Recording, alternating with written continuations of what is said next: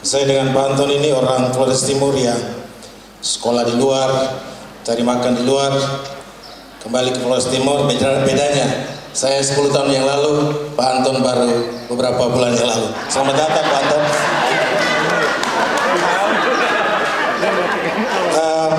Setelah membaca dan mendengar visi atau lompatan jauh bisa jauh manakala pijakan kita itu kuat, dasar kita kuat. Nah, supaya lompatan yang bisa jauh, ada dasar yang dari pemahaman kajian kami, banyak dasar yang belum kuat. Konkretnya, kebutuhan dasar masyarakat masih banyak yang perlu diisi. Nah, saya yakin bahwa paket antero mempunyai keinginan untuk lompatan jauh. Tentu tidak biasa, harus melakukan sesuatu yang luar biasa terkait dengan kebutuhan dasar. Kebutuhan dasar yang pertama adalah tentang kesejahteraan, pemenuhan kesejahteraan, dan juga tata kelola. Baik, silakan langsung Kiat apa pertanyaannya, yang Pak. mau dilakukan untuk bisa supaya lompatan jauh? Kalau yang biasa-biasa tidak bisa lompat jauh, Pak. Kira-kira bagaimana, Pak Anton?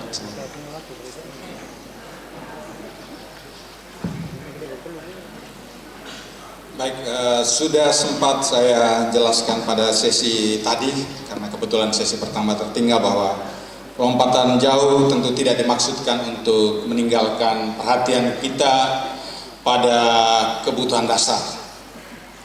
Kita memberi perhatian pada masalah-masalah yang sangat serius di sini, dan saya kira selama ini juga kita bergumul, baik pada posisi saya sebagai orang Jakarta maupun orang di daerah sini bergumul dengan persoalan-persoalan.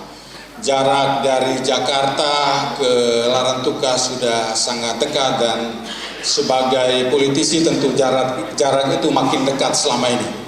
Dan dari perjalanan ke sana kemari saya tahu masalah air menjadi sangat repot. Awalnya kita identifikasi cuma Larantuka, Ileboleng, tapi setelah jalan ke sana kemari masalah air juga merata di banyak tempat. Tempat yang sangat dekat dengan mata air juga ternyata bermasalah dari sisi airnya karena ketinggian. Sebagian pipa sudah mengkilat, ada di situ tetapi belum tersambung ke mata air. Ternyata beban persoalan di air juga sangat besar. Kita sudah menghitung angka indikatifnya, mudah-mudahan bisa menjadi makin jelas ketika pemetaan dilakukan dengan lebih baik. Itu biasa, karena selalu sudah berjalan seperti itu persoalannya. Kalau lompatan jauh ini yang saya maksudkan, ada terobosan supaya tidak biasa-biasa. Ada terobosan atau tidak? Ya. Terobosan dalam soal penanganan air misalnya, sejauh ini yang kita pikirkan adalah mendekatkan lembaga ke bawah. PDAM masuk kampung. Air tidak bisa kita anggap sebagai hal kebutuhan yang gratisan. Faktanya adalah bahwa kita sudah membeli di mana-mana dengan harga yang sangat mahal. Karena itu kita butuh pengelolaan secara lebih profesional. Air harus juga dibayar supaya ada uang untuk kembali. Ada orang-orang profesional yang memikirkan soal mata air. Di mana-mana kita lihat ada krisis debit air yang serius, dan penanganan melalui program-program konservasi dan perlindungan selama ini juga tidak dijalankan dengan cukup serius. Kita belum memilih tanaman-tanaman yang punya kapasitas penyerapan air tinggi. Saya kira ini juga jadi soal. Intinya adalah bahwa ada terobosan di tingkat kelembagaan untuk mengatur supaya air benar-benar terjamin. Ada yang urus organisasinya di situ, tarik duitnya, lalu pada akhirnya ada orang juga yang memikirkan sumber mata air. Tentu tidak di semua tempat kita menjawab kebutuhan air ini dengan cara seperti itu. Di banyak tempat bahkan mereka sangat protes kalau kita berpikir dengan cara seperti itu. Ada sumur-sumur yang juga harus kita optimalkan, dan teknologi soal itu sangat berkembang. Provinsi melalui dana dekonsentrasi juga menangani banyak soal itu. Mudah-mudahan kita bisa menjawab itu dengan lebih pasti. Potensi kita di sumur bor juga ada.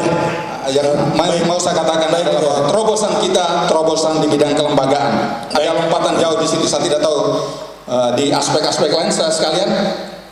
Baik, saya lanjut dulu. Terobosan itu ada konsekuensi anggaran. Bagaimana menyiasati anggaran dengan pagu dana yang tidak terlalu besar, dan saya lihat keseimbangan anggaran yang terjadi kurang lebih 5 tahun terakhir itu lebih pada belanja pegawai. Terobosan baru tentu bisa dilakukan manakala ada strategi-strategi dalam penganggaran. Kira-kira ada pikiran untuk itu, Pak Anton?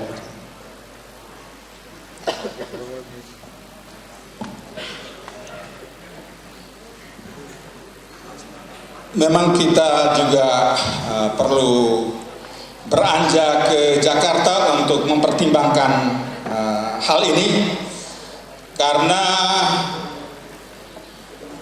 terakhir di APBNP juga artikulasi perhatian terhadap soal air juga kurang. Kita mengerti ini ada bias di Jakarta, di mana secara mayoritas barangkali persoalan air tidak terlalu serius di banyak daerah.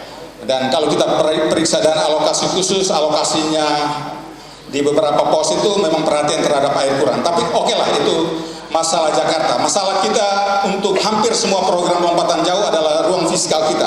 Seberapa besar sebetulnya ruang fiskal yang kita punyai di Flores Timur ini? Secara jujur harus kita katakan bahwa ruang itu tidak terlalu besar. Di luar, kita paling bermain di luar dana alokasi khusus, dana alokasi umum minus belanja pegawai yang begitu besar, ditambah dengan pendapatan asli daerah. Ruang yang tidak besar, tapi kalau kita bisa melakukan efisiensi yang sebagaimana saya katakan tadi, maka kita punya tambahan sejumlah duit yang ada di situ. Posnya di mana? Kalau bicara tentang pos, saya memilih untuk kembali menjadi seorang Anton Doni yang lugu dalam urusan birokrasi. Baik, ketika saya lugu dalam urusan birokrasi, maka saya melihat di situ ada belanja administrasi pemerintahan yang besar, dan di bawah itu ada belanja pegawai yang sangat besar, ada belanja perjalanan dinas yang sangat besar, ada belanja makan minum yang sangat besar, makan minum rapat, ada banyak belanja yang sangat besar di situ.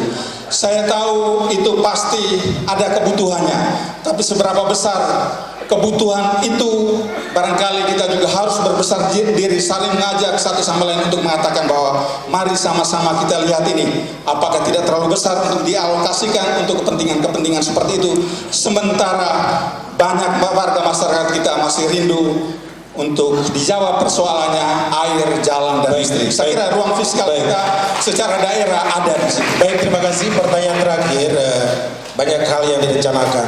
Saya mau bertanya, selama ini birokrasi itu adalah dapur pembangunan, dan saya tahu Pak Anton bukan dari birokrasi, belum paham atau belum mau belajar tentang birokrasi. Kira-kira kesiapan sejauh mana untuk bisa menakodai Flores Timur, mulai memperjuangkan anggaran, menyusun anggaran dalam situasi yang dikelilingi oleh orang-orang birokrat yang sama ini? Bagaimana kira-kira? Saya di birokrasi 5 tahun membantu Menteri Tenaga Kerja dan